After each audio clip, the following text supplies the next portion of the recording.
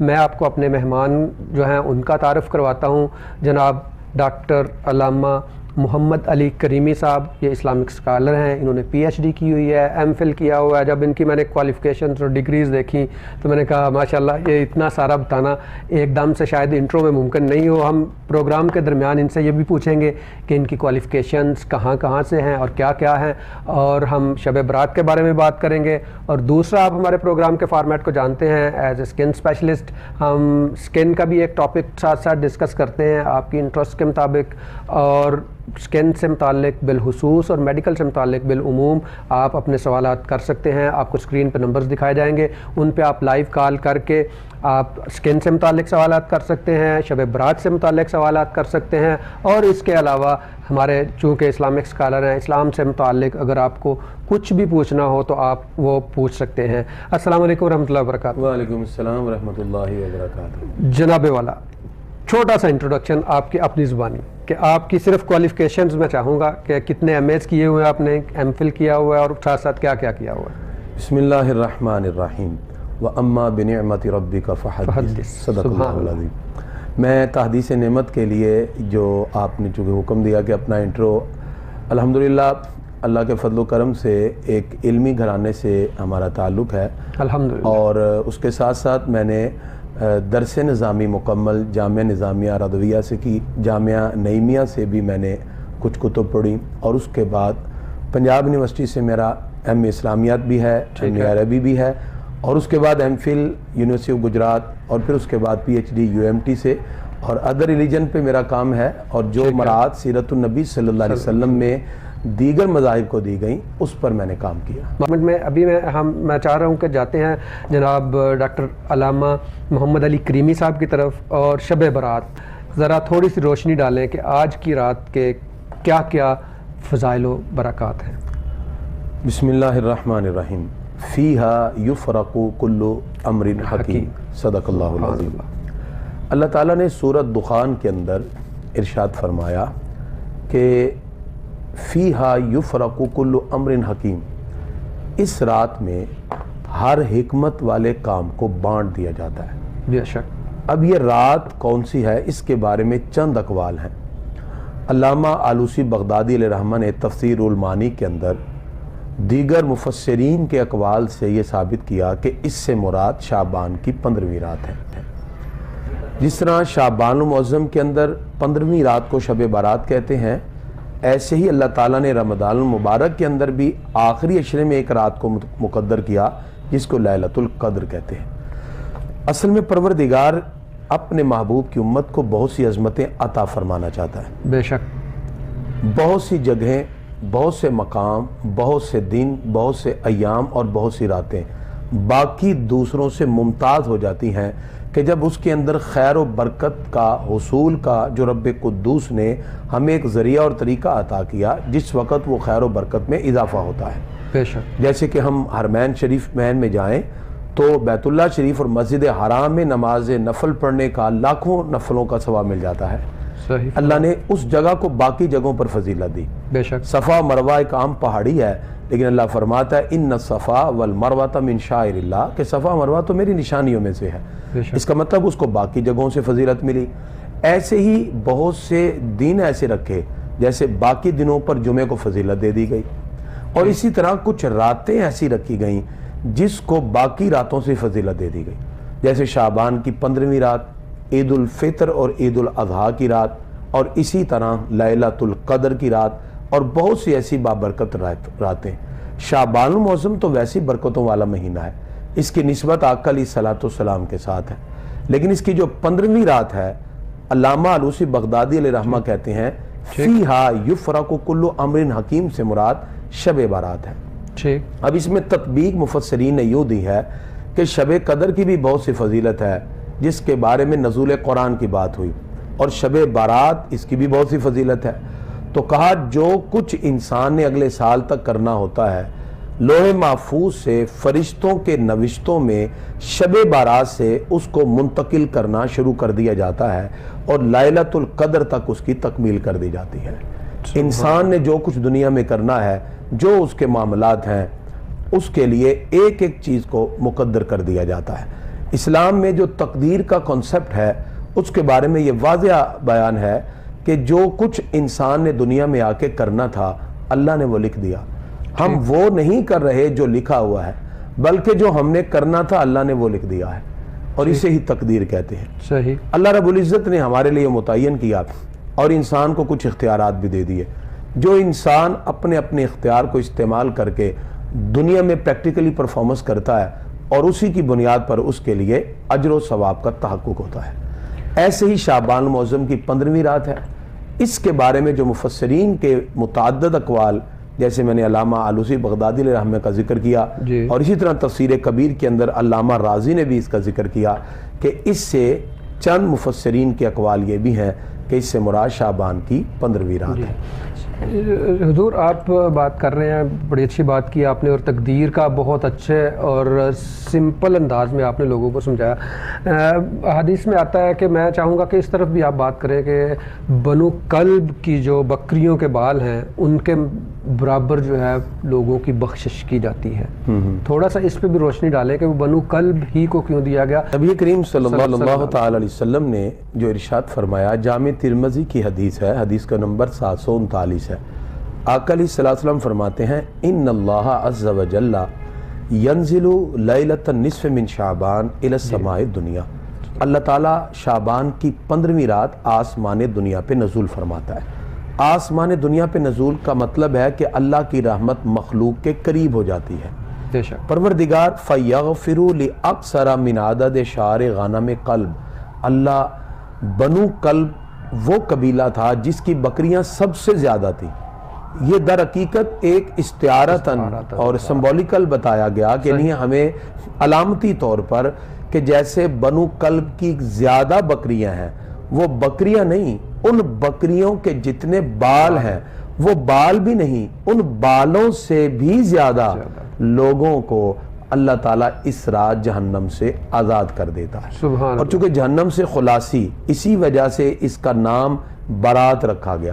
اور غنیت الطالبین میں حضرت غوث پاک فرماتے ہیں کہ شب برات کو یہ بھی ملٹی ڈائمنشن ورڈ ہے. برات اس کا ایک مطلب ہوتا ہے بیزاری، ایک مطلب ہوتا ہے چھٹکارا. صحیح. اچھا، اب بڑی پیاری توجیہ دی حضرت سیدنا عبد القادر جیلانی فرماتے ہیں کہ شب برات چونکہ ملٹی ڈائمنشن ورڈ ہے، اس میں دونوں ڈائمنشن پائی جاتی ہیں. فرمایا کہ جو اس رات میں غفلت سے رہتے ہیں اللہ ان سے بیزاری کا اظہار کرتا ہے، اور جو اس رات رب کی رحمتوں کو ڈھونڈتے ہیں اللہ ان کو جہنم سے آزادی بھی عطا فرماتا ہے. سبحان اللہ. اس لحاظ سے دونوں طرف سے اس میں برات کا مطلب پایا گیا. بے شک. اور پھر اس میں چونکہ بخشش کی بات کی جاتی ہے اور اس میں کثرت کی بات کی گئی، اور کثرت جو ہے اللہ رب العزت کے رحمت کے خزانے، چونکہ اللہ کا غضب پر اس کی رحمت غالب ہے. انسان صرف اپنی طرف سے کوشش کرے، لیکن جیسے روایات میں آتا ہے کہ اس رات جادوگر کی معافی نہیں ہوتی، ماں باپ کے نافرمان کی، کینہ جو دل میں رکھتا ہے کینہ پرور کی معافی نہیں ہوتی، اور اسی طرح جو کسی کے ساتھ بے وجہ ناراض ہے. تو ان لوگوں کا ذکر کیوں کیا گیا؟ تاکہ اس میں انسان اگر دل میں بات ہے تو معاف کی طرف جائے. حقوق کا معاملہ ہے تو اس کے اندر جہاں تک ادائیگی ہو سکتی ہے تو ادا کرے تاکہ حقوق کی ادائیگی ہو. اگر کہیں حق تلفی کا معاملہ ہے تو اس سے معذرت ہو. پھر اس کے بعد رب کی بارگاہ میں بھی عرض ہو یا اللہ میری طرف سے جتنی کوشش تھی کی ہے، اپنی رحمت کے صدقے تو بھی میرے گناہوں کو معاف فرما. یہ انداز اور طریقہ. بے شک، بالکل صحیح فرمایا آپ نے. دیکھیں نبی کریم صلی اللہ علیہ وسلم نے معاشرے کو آسان خطوط پہ اور ان خطوط پہ استوار کرنے کی کوشش کی کہ جس میں ایک گروہ یا ایک فرقہ یا ایک بندہ یا ایک فیملی بینیفیشری نہیں ہو، صرف ان کو فائدے نہیں ہو بلکہ پوری کی پوری امت جو ہے اس کو انوالو کیا گیا. کہ آپ یہ دیکھیں کہ یہ جہاں پہ بھی انسینٹیو دیا گیا ہے، جزا کا کہا گیا ہے، وہاں پہ یہ بھی بتایا گیا کہ یہ محروم رہے گا، اس لیے کہ ان چیزوں سے آپ نے بچنا ہے. تو یہ جو برائیاں آپ نے گنوائی ہیں یہ معاشرے کی کلیدی یا بنیادی برائیاں ہیں جن سے معاشرے میں بگاڑ پیدا ہوتا ہے. بالکل. اور نبی کریم صلی اللہ علیہ وسلم نے اس کے ساتھ ساتھ، اور دوسری بات میں جو کہتا ہوں نا کہ شب برات کی مجھے جو سب سے اچھی بات لگتی ہے وہ یہ کہ جہنم سے چھٹکارے کا مطلب آقا کریم صلی اللہ علیہ وسلم کو جتنا بھی پڑھیں تو ان کو جو سب سے زیادہ پسند چیز تھی وہ یہی تھی کہ میری امت جہنم سے کس طرح سے آزادی حاصل کرتی ہے. تو اس کے لیے اللہ رب العزت نے بھی مختلف ہیلے بہانے کر کے راتیں عطا کی، مہینے عطا کیے، دن عطا کیے. جمعے کی اور شب جمعہ کی بڑی فضیلت ہے. تو یہ بتائیے کہ اس رات میں کون کون سے عوامل جو ہیں جن کا ہمیں دھیان رکھنا زیادہ ضروری ہے؟ اس میں کوشش یہ کی جائے، چونکہ اللہ تعالیٰ کا فرمان ہے توبو الی اللہ توبۃ نصوحا، کہ اللہ کی بارگاہ میں پکے دل سے توبہ کرو. ہمیں چاہیے کہ ہم اس رات میں آنے سے پہلے جو حقوق ہیں ان کو ادا کر دیں جہاں تک ہو سکے. کسی کے بارے میں کینہ ہے، نفرت ہے، اس لیے پہلے دور بڑے اچھے ہوتے، لوگ ایک دوسرے کو میٹھی چیزیں بھیج دیتے تھے کہ ہمارے دل میں کوئی کینہ نہیں ہے. یہ اظہار بھی تھا. اور اس کے ساتھ ساتھ اس کو عمل کیا کرنے چاہیے، جیسے ہی سورج غروب ہو جائے عبادت کا سلسلہ شروع ہو جانا چاہیے، غسل کیا جائے. بعض بزرگوں نے لکھا کہ بیری کے پتوں سے اگر نہا لیا جائے تو انسان جادو ٹونے کے اثرات سے محفوظ ہو جاتا ہے. اور حضرت علی مولا کائنات کی جو روایت ہے، آپ فرماتے ہیں فقوموا لیلہا وصوموا نہارہا. حضرت علی المرتضیٰ شیر خدا فرماتے ہیں رات کو قیام کرو اور دن کو روزہ رکھو. اور آپ کی روایت میں یہ ہے کہ جیسے سورج غروب ہوتا ہے تو پھر صدا بلند ہوتی ہے، الا من مستغفر فاغفر له، ہے کوئی مجھ سے بخشش طلب کرنے والا میں اس کو بخش دوں. الا مسترزق فارزقه، ہے کوئی مجھ سے رزق طلب کرنے والا میں اس کو رزق دے دوں. اور اسی طرح ہے کوئی مصیبت میں مبتلا میں اس کو نجات دے دوں. الا قضا الا قضا حتی یطلع الفجر، یہاں تک کہ فجر طلوع ہو جاتی ہے، غروب سے لے کے صبح تک اللہ کی رحمتوں کی طرف سے صدائیں بلند ہوتی ہیں. تو نوافل کی کثرت کریں. یاد رکھیے اللہ کی بارگاہ کے قرب کا سب سے مؤثر ذریعہ فرائض ہیں. بے شک حدیث میں وما تقرب الی عبدی بشیء احب الی مما افترضت علیہ، فرمایا جو سب سے پیاری چیز میرے قربت کا سبب بنے گی وہ فرائض ہیں. ہم نوافل اس لیے پڑھتے ہیں تاکہ جو فرائض میں کمی کوتاہی ہو جائے اللہ ان نوافل کے صدقے اس کو پورا فرما دے. بے شک فرائض کی تکمیل کے بعد پھر نوافل کی طرف بڑھے. اس رات ہمیں کثرت کے ساتھ، جیسے اولاد کے حصول کے حوالے سے اگر کوئی چاہتا ہے تو ربی حبلی من الصالحین، یہ وہ دعا ہے جو جناب ابراہیم علیہ السلام نے اپنے بیٹے کے لیے کی، ربی حبلی من الصالحین. آپ یہ پڑھتے جائیے. اسی طرح جو لوگ رزق کے حوالے سے پریشان ہیں ان کو چاہیے یا رزاقوں کی تسبیح پڑھیں کثرت سے، اے رزق دینے والے یا رزاقوں.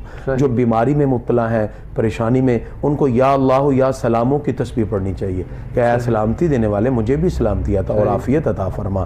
اسی طرح یعنی مختلف جو لوگ کسی بھی پریشانی میں مبتلا ہیں، اور مطلقاً کوشش کریں نوافل پڑھیں، یعنی سورہ فاتحہ اور اس کے بعد 15 مرتبہ قل هو اللہ احد، اور ہر رکعت میں ایسے پڑھتے جائیں، 4 کر کے پڑھتے جائیں. اور اسی طرح 20 رکعات آپ نوافل پڑھیں، اللہ کی بارگاہ میں دعا کریں، یا لطیفوں کی تسبیح بار بار کریں، اور اللہ رب العزت سے اپنے گناہوں کی معافی طلب کریں، بخشش.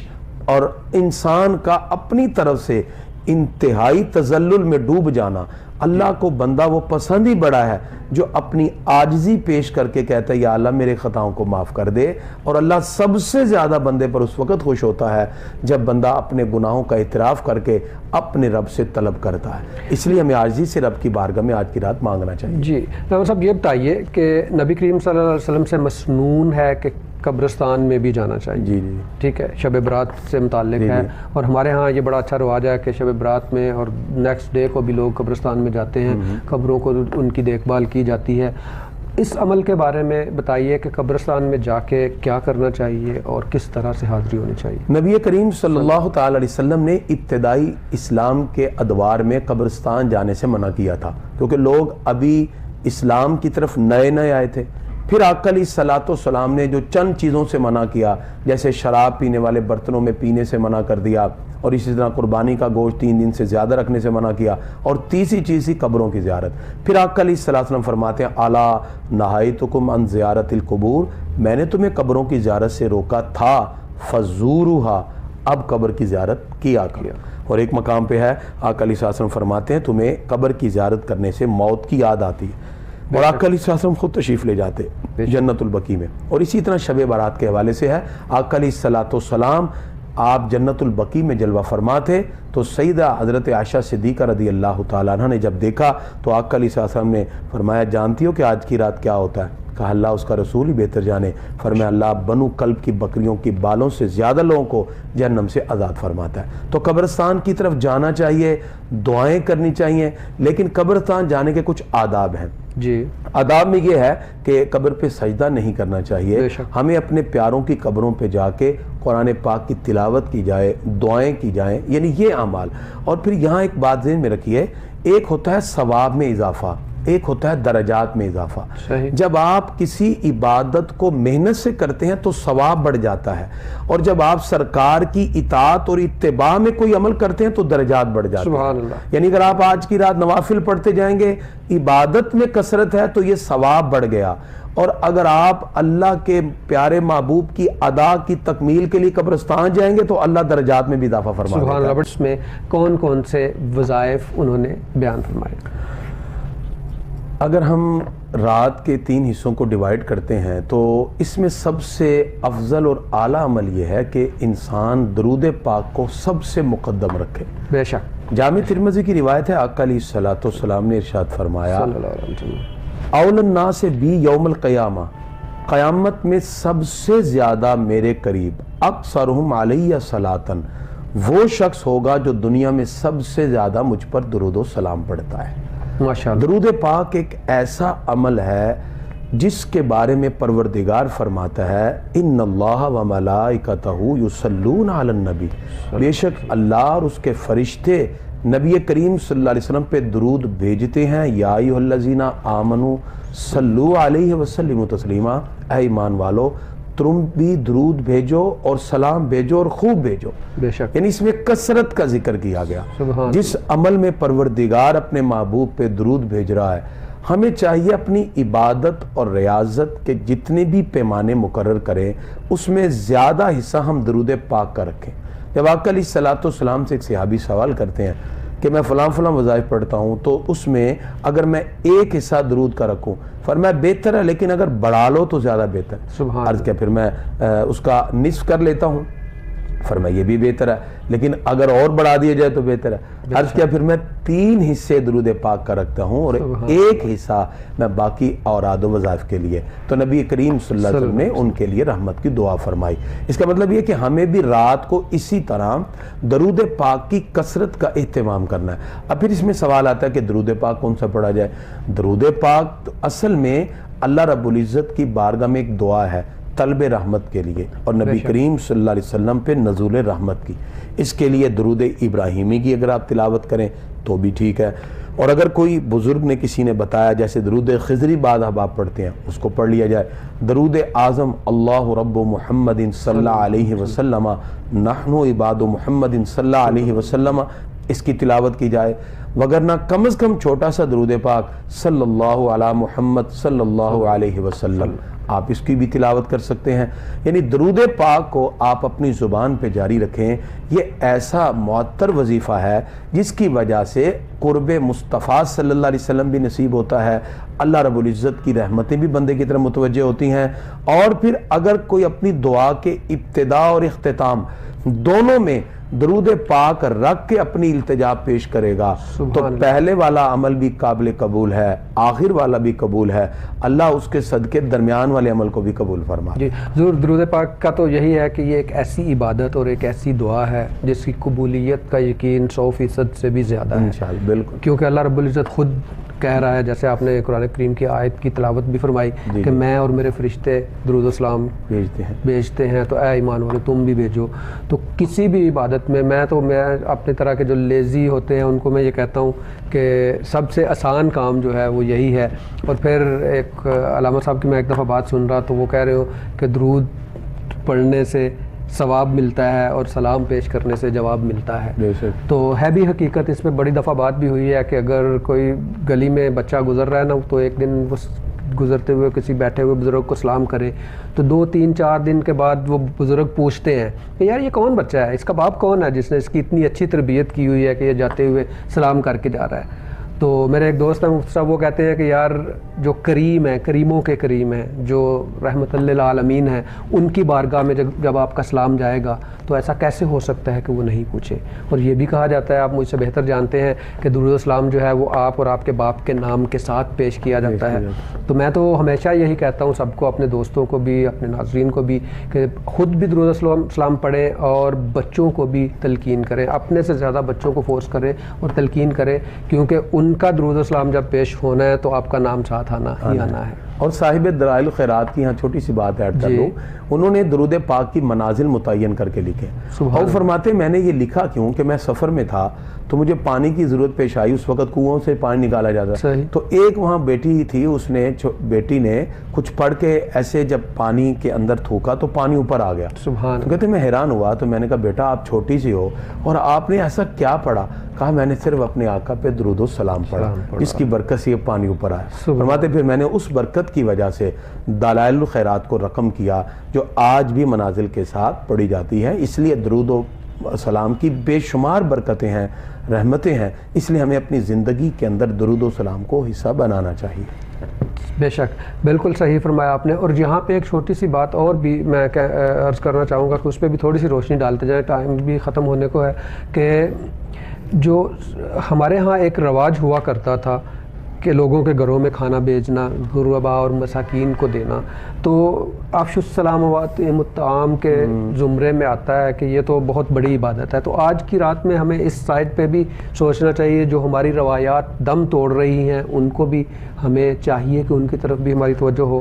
جی کہ اللہ تعالیٰ کا حکم ہے وَمِمَّا رَزَقْنَاهُمْ يُنْفِقُونَ, جو متقین ہیں اللہ فرماتے ہیں وہ ہمارے دیے میں سے خرچ کرتے ہیں. اور یہ بڑی اچھی اقدار ہوتی تھی کہ ہر گھر میں شب بارات یا ایسے دنوں میں میٹھا بنتا, اور ایک گھر سے اگر برتن جا رہا ہے تو دوسرے گھر میں بھی برتن میں ڈال کے ہی بھیجا جا رہا ہے, جس میں اظہار تھا کہ ہمارے دلوں میں کوئی نفرت اور کینہ نہیں ہے.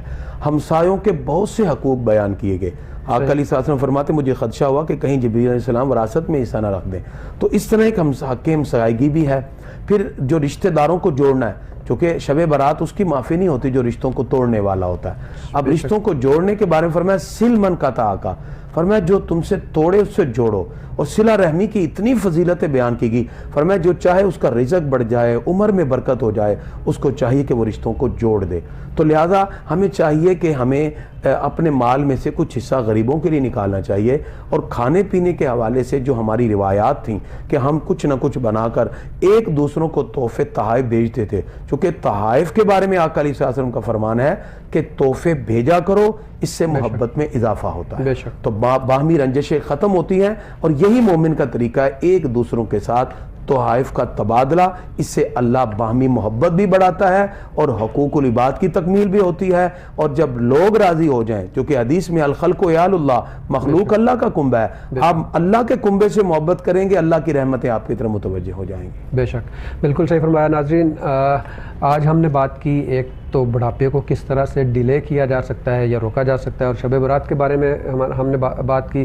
تو اس کو سم اپ میں اس طرح سے کروں گا کہ بڑھاپے کو روکنے کے لیے ایک تو یہ ہے کہ آپ نے 2-3 چیزوں کا بڑا دھیان رکھنا ہے کہ آپ کھا کیا رہے ہیں, آپ کی ایکسرسائز کتنی ہے, کتنا آپ ورک آؤٹ کرتے ہیں, اور اس کے ساتھ ساتھ سن ایکسپوجر میں آپ کیا کرتے ہیں, پانی کتنا پی رہے ہیں, فروٹس کتنے لے رہے ہیں, ویجیٹیبلس کتنی لے رہے ہیں, اور آپ جو کھا رہے ہیں اس میں پروسیسڈ فوڈ یا دوسرا کہہ لیں پیکٹ کے کھانے جو ہیں وہ کتنے ہیں. ان سب کو اگر آپ بیلنس کر لیتے ہیں تو آپ اپنے بڑھاپے کو بھی ڈیلے کر سکتے ہیں.